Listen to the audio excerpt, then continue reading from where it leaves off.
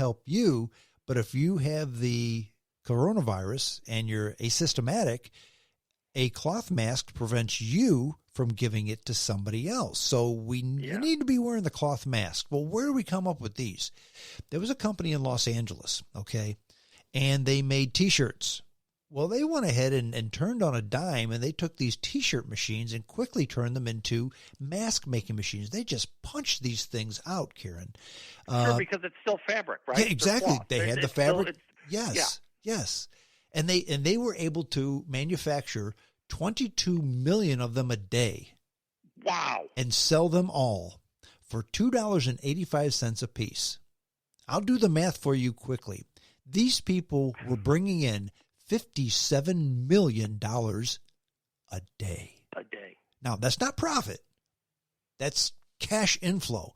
Now, but if 2 months ago, you give me a business that's bringing in $57 million a day, I'll find you enough profit. That's exactly right. 2 months ago, if somebody were to come to these people, hey, why don't you just turn these T-shirt making machines into mask making machines? They'd have laughed at them. 2 months ago, friend. 2 months ago.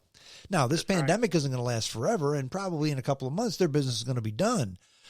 But I think they will have made enough money to retire to Tahiti if they want to. Everybody should be happy with it. That's right. So that's an opportunity. It is an opportunity, and it's an opportunity for the people that were being alert. They realized they weren't in the T-shirt business. They realized they're in the fabric manufacturing business, and they can make a lot of things. If you were in the vinyl record business in the 70s and you made a bunch of money and you were in it in the 80s and you always thought you were in the vinyl record business and didn't realize you were in the home entertainment business, and you didn't switch to CDs and cassettes, you got pummeled. But if you realize, hey, this is the business I'm in. This is just the vehicles changing. That's all. How people are getting it. The ones that adapted would have been okay. That's exactly right. The ones that said, no, we make T-shirts. That's what we make. And the doggone pandemic and nobody's buying T-shirts and because we're selling them to Macy's, whatever. Doesn't matter. They said, no, hold on. There's a huge market. We've actually got everything. We've got machine. We got people that know how to use it. We've got fabrics. We can get more. Let's make this. Well, and they win. And the funny thing about that story is this factory is it's totally automated. So they don't have a ton of labor. This is not a labor intensive thing. Everything's automated.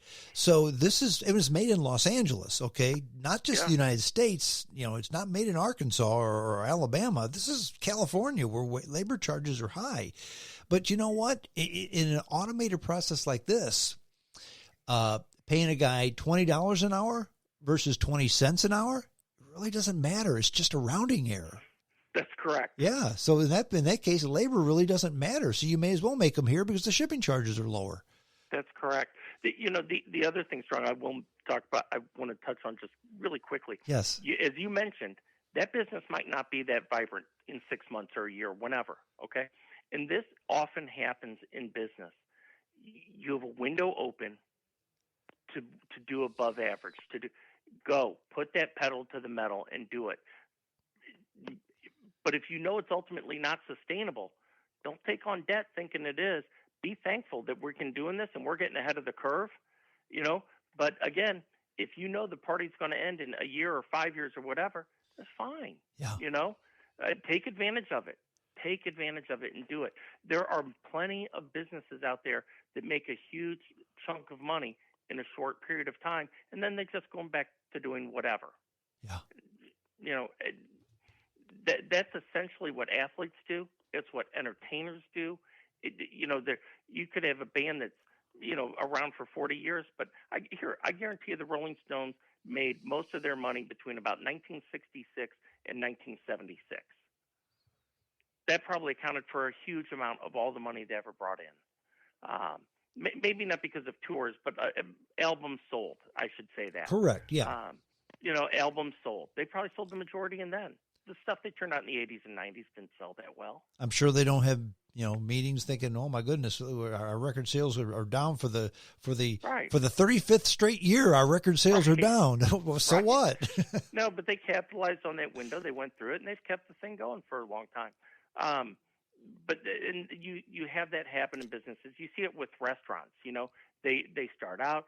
Sometimes they get really, really high, and you can't get a table. And then all of a sudden that bloom comes off the rose, and maybe they go out of business, but oftentimes they just stay in business and they just go and, they're doing whatever they did before. Yeah, and those fancy restaurants, I shouldn't say fancy, those successful restaurants, sometimes you think, oh, that's such a shame. They went out of business. Well, maybe they didn't go out of business. Maybe the owner was just tired of working 18 hours a day, and he had made enough money. It's time to do something else. Yes, absolutely. Absolutely. The opportunity for the individual is going to be good. There is going to be pain in the short term because a lot of people are going to be affected. But in the longer term, in the mid to longer term, I really believe things will be different, but things will work out fine. They really will. They typically always have.